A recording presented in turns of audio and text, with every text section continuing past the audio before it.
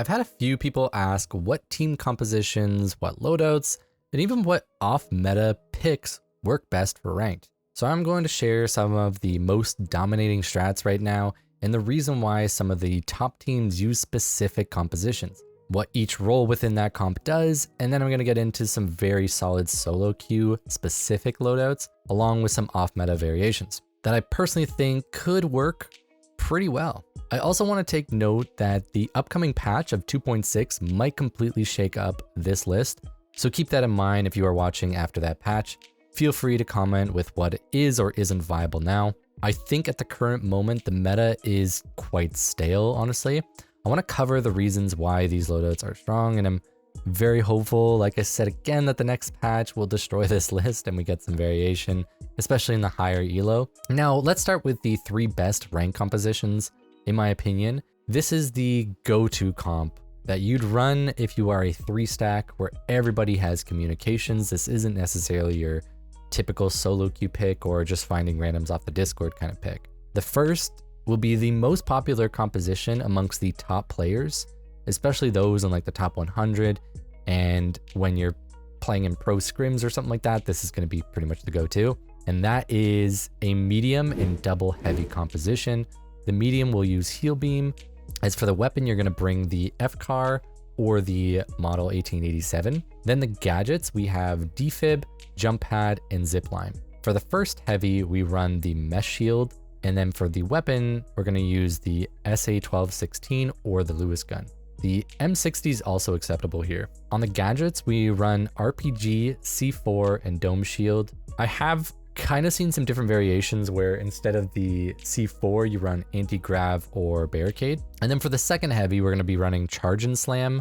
And then again, the SA-12 or Lewis or M60. And then with the gadgets, we're going to bring the RPG, the barricade, and the dome shield. If you don't have mesh, having the double shield with barricade and dome is pretty much essential, which is why with the shield, I think it makes more sense to bring the C4 so that you can play for drop. But you can also use anti-grav to raise it, or you can just bring in that extra barricade and be super defensive. There is some different variation. I've been running frag grenade the odd time and actually having some pretty good success with it, but I think C4 is probably better. So the idea of this composition is to have incredible defensive capabilities. The double dome and mesh allows for very easy cash out steals. And even having the 2 domes, each dome will actually eat a glitch. So if they throw a glitch grenade, the dome will consume one, then the next dome consumes the other, and it doesn't affect anybody within that.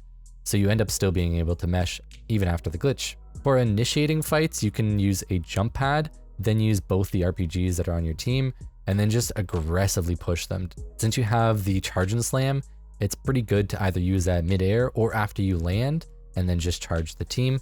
Totally situational, but it's super aggressive, and if they don't have a double heavy with SA-12, it's really hard for them to do anything. The main counter to this would be like an APS, but if you take out that APS, you can do the jump pad double RPG. It is extremely strong, and it's very, very hard to deal with. And this is the reason why we're bringing very good mobility with the medium, because the medium bringing jump pad and zip, the initiation potential is just incredible. It has super strong burst with the heavies.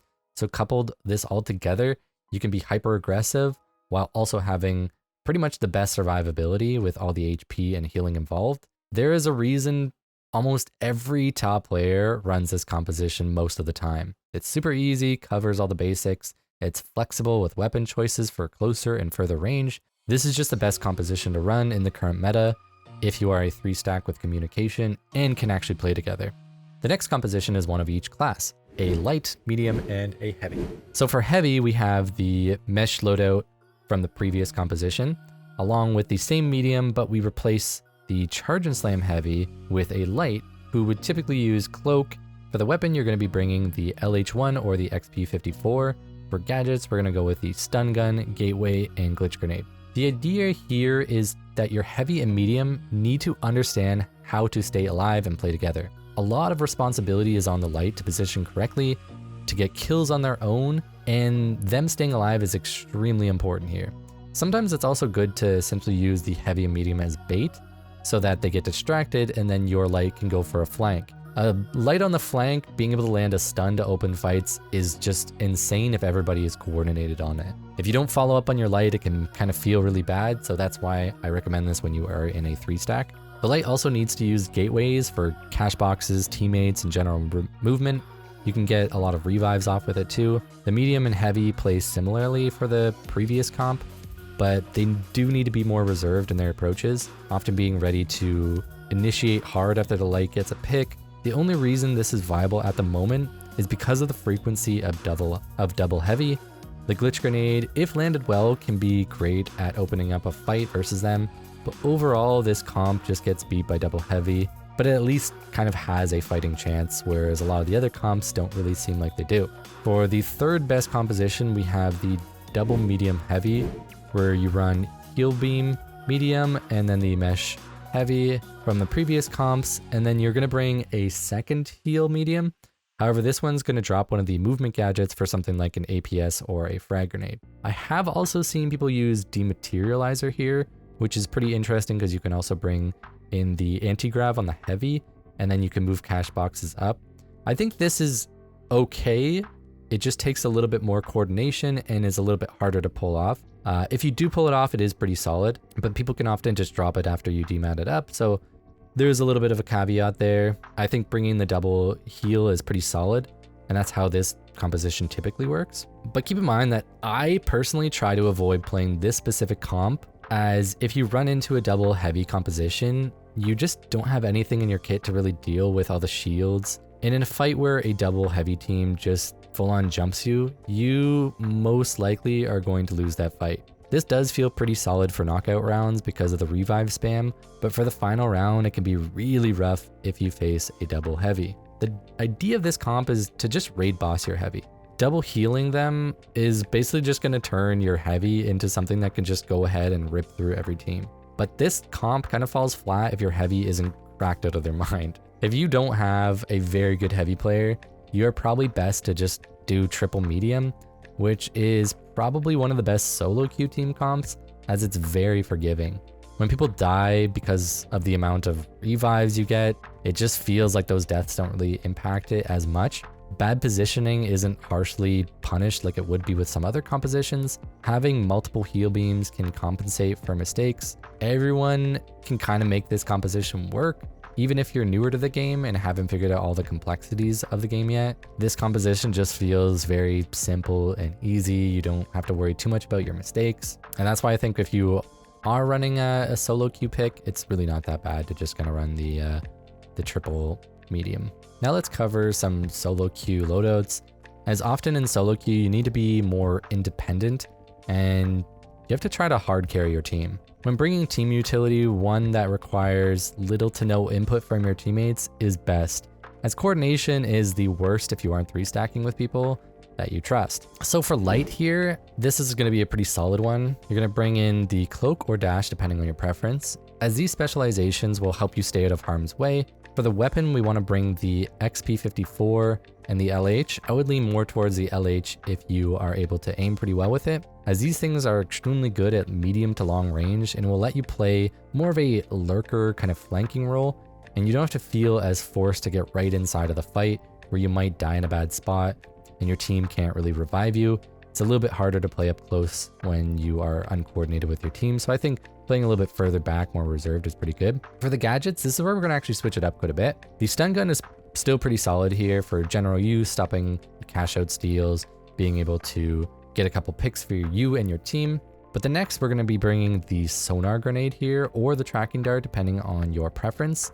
The tracking dart is a pretty solid combination with the LH, but the sonar grenade in general is going to give your entire team some really solid vision around cash outs. If you can land your tracking darts, it can help your team focus specific targets without needing the communication and coordination that you typically get.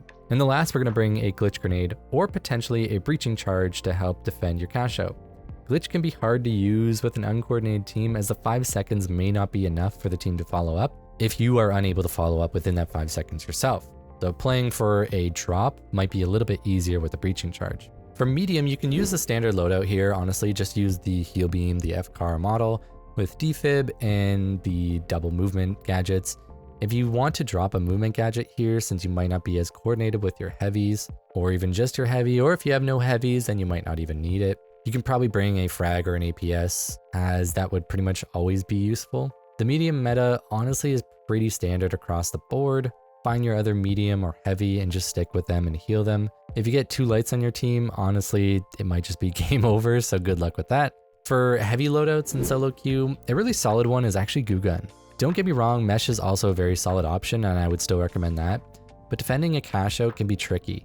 Using the Goo Gun can block off tons of entrances, the cash out, doorways, etc. It can help stall a lot longer for free without the need of teammates to follow up. Bring Mesh if you haven't learned the Goo Gun though, because Goo Gun does have a bit of complexity. Charge and Slam is also good, and honestly, like, heavy is pretty stacked for the most part, as all these choices are really good here. For weapons, the Lewis and M60 are great choices. Since you may not have those coordinated pushes, these LMGs might serve a better purpose than the SA-12 here. For the gadgets, use the RPG since it's just solid all around, along with Dome Shield to save yourself, teammates, and support your steal attempts. Next, you can bring Barricade for even more defense. This should allow for more survivability when your healer forgets that, they can heal. Another strategy is hitting the subscribe button. Now for some off-meta picks that can be very useful and will likely catch people off guard. For light, we have the standard sword build.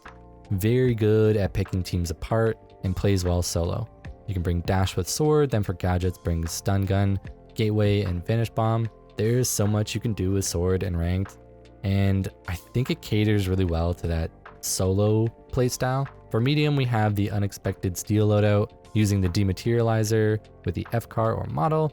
Then for gadgets, I recommend the defib with a movement of your choice, the jump pad or the zip. Then either explosive mines or frag grenades, as you can open angles to throw grenades through and then drop players into mines. Tons of fun concepts with DMAT, but opening the floor below, then closing the floor and then stealing it is a really solid strategy to taking the cash outs, and will honestly catch so many people off guard that you're probably going to get a lot of free steals. For heavy, you can try out the flamethrower mesh combo. This is where you set them on fire with flamethrower, then hold mesh while they burn. It's a pretty safe way to be a frontliner, safely dealing constant damage. Then for gadgets, bring the dome, RPG, and frag grenades. The RPG and grenades will give you some really good range options that the flamethrower kind of lacks. So with this next patch, let's hope for some big shakeups in the meta, and then I can make another list. But I wanted to try and give some advice while also touching on the subject of the current meta and how a lot of these builds kind of feel pretty stale. I do think medium is sort of in an interesting spot where there really seems to be like a lot of variation to it, but realistically, when you get into like the high elos, pretty much everyone's running the exact same thing. I always love when I run into anybody using dematerializer. I just feel like that's just such a Chad move, and I would love to see dematerializer used more. I think it has such a high skill ceiling and there's so much complexity with it that it'd be really nice to see more of it.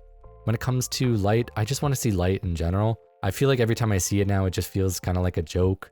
It'd be really nice to just bring light up a little bit. I don't really know exactly what the best approach would be, but I know we've kind of had it in a place where it felt really good. And I still think it's pretty solid, but in general, I just wanted to have a bit more variety because I feel like the reasons why it gets picked doesn't feel like a healthy reason. And it kind of feels the same with some of the picks for medium. Like, you want a medium because of their insane ability to support the team, but not really like, the dematerializer without defib feels like a bit troll, but it's kind of a challenge if you want to do it. And I still think it's a pretty solid one, but it just gets outshined in the meta by, just bringing in an FCAR and the heal. And for heavy, there's a lot of like good options on it. And I think that's part of the issue is like some of those options just feel too strong, especially like I said in the pro scrims and high elo, like heavy is really, really dominating the meta. And I even mentioned that like I typically don't even play any composition that isn't the top two, which is medium heavy heavy or light medium heavy. Those are pretty much the only compositions I run.